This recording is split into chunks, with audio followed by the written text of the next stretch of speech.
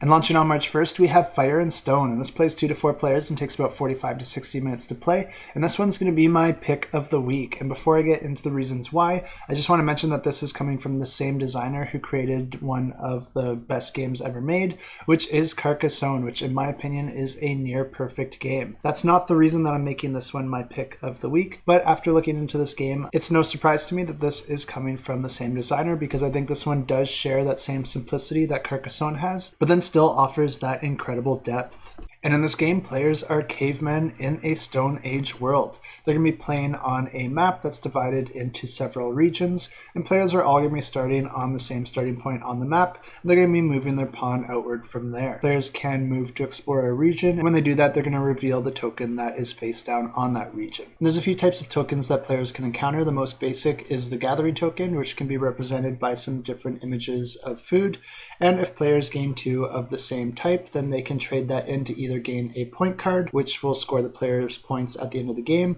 or they can instead trade it for an invention card, which will give them a special ability for the remainder of the game. And this sounds pretty simple until you realize that you can't actually get a point card until you get an invention card, because you need to actually cover your invention card with the point card, which means that you will no longer have access to that special ability. And that doesn't sound too complicated until I also mention that the point cards are worth more at the start of the game, so you want to be the first to get those, which means that you're also going to be the first to cancel out your special abilities, which is going to make you think twice as you try to make the tough decision between more points or a special ability that will help you further throughout the game. Other than gathering tokens, players can also flip the tile to reveal a forest, and if this happens, then that tile remains on the board in the region that it was discovered, and that region will now generate animals, so players can visit that region to gain an animal token. And these are useful for a couple reasons, because players can also flip the tile to reveal a fire token, and this will also remain on the board. And if players visit a fire, then they can convert animals into food or bags. Players can only store as much food as they have bags, which they'll track on their player board,